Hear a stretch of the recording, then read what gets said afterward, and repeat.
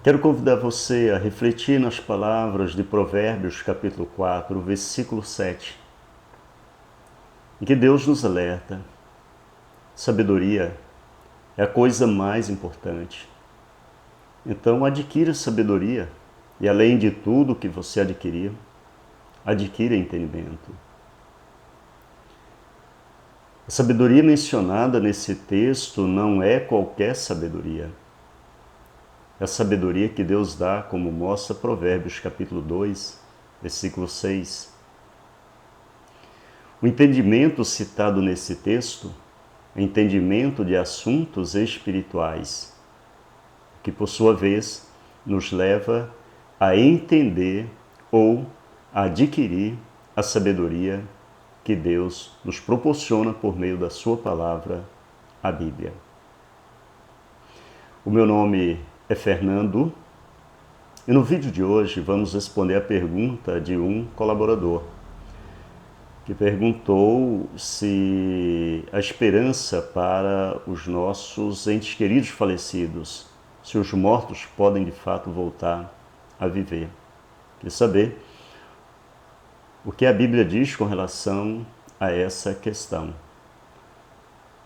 E hoje nós vamos responder essa pergunta, por isso convido você a permanecer conosco até o final do vídeo, que assim você possa adquirir entendimento desse assunto que pode fazer a diferença na tua vida.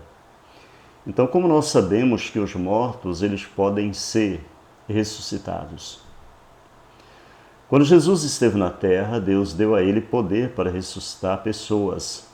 Por exemplo, Jesus ressuscitou uma menina de 12 anos de idade. Jesus ressuscitou o filho de uma viúva. Jesus ressuscitou seu amigo Lázaro.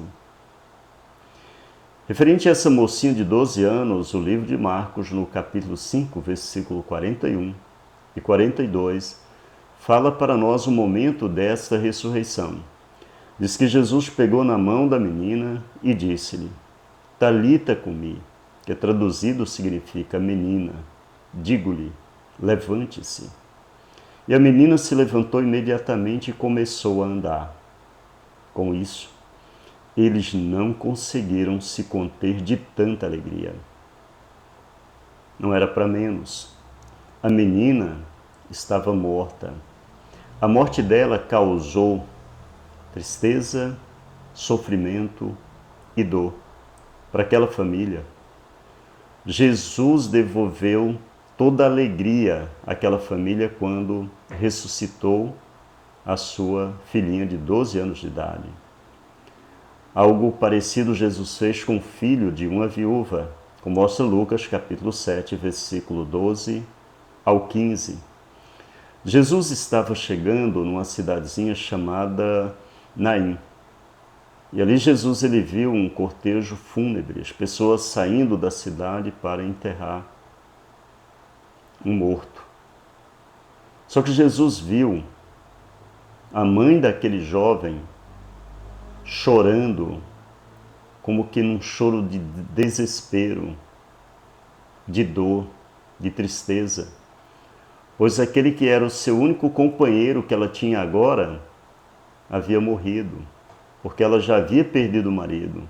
Agora estava tendo a triste experiência de também sepultar o seu filho. Mas o relato diz que Jesus, quando viu aquela situação, ele teve pena daquela mulher e disse para ela, como mostra o versículo 13, pare de chorar. Depois se aproximou e tocou no esquife ou na maca que levava aquele morto. E os carregadores ficaram parados. Então ele disse, jovem, eu lhe digo, levante-se. E o morto se sentou e começou a falar. Jesus entregou a sua mãe. Imagine a alegria desta mãe. Imagine a felicidade que ela sentiu quando teve de volta ali o seu filho, que estava sendo levado para ser enterrado.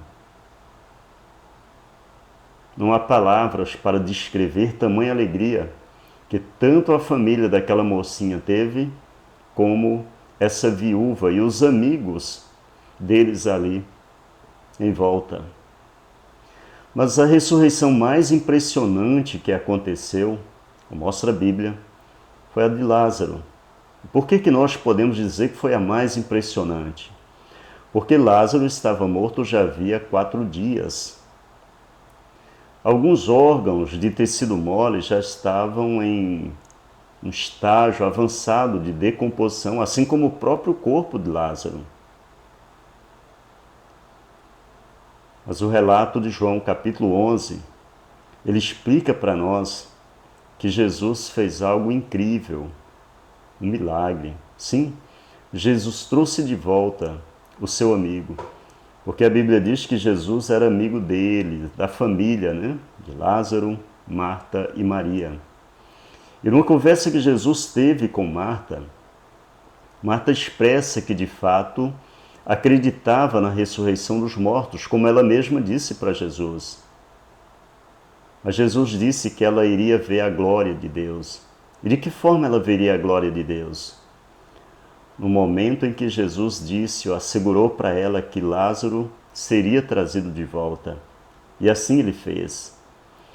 Depois que fez uma oração a Deus, como mostra o versículo 41, Jesus mandou que tirasse a pedra da boca ali do túmulo e ele disse: Lázaro, venha para fora.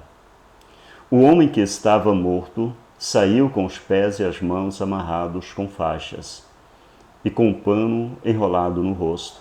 Jesus lhes disse: tirem as faixas dele e deixem-no ir.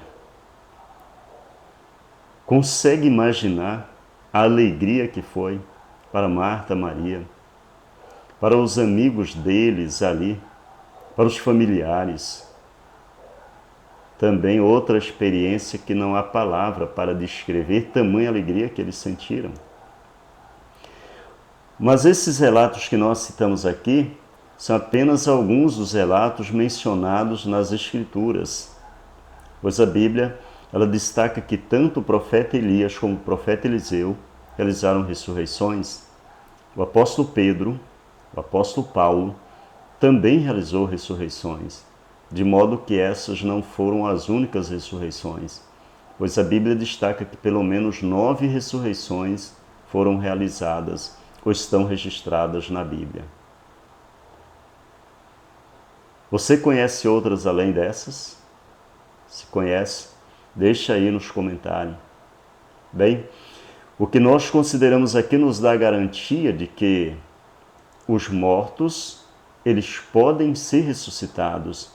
Essa é a esperança que Deus apresenta para nós por meio da sua palavra, a Bíblia. E por que nós temos a certeza de que essa é uma esperança confiável?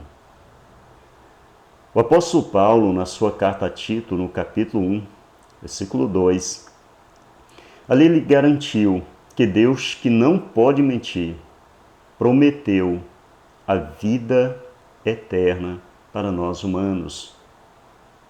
Então, se Deus fez essa promessa, evidentemente Ele não esquecerá daqueles servos leais dele que morreram. Pois Atos capítulo 24, versículo 15, diz que haverá uma ressurreição. Sim, haverá uma ressurreição tanto de justos como de injustos. É o que destaca Atos capítulo 24, versículo 15. Jesus também nos assegura em João capítulo 5, versículo 8, que todos os que estão nos túmulos memoriais ouvirão a voz dele e sairão. Essa é a garantia que Deus nos dá de que haverá a ressurreição dos mortos. Essa, de fato, é uma esperança maravilhosa que Deus apresenta a nós que estamos vivos, de que os mortos voltarão a viver. Mas viver onde? Talvez respondamos essa pergunta em outro vídeo.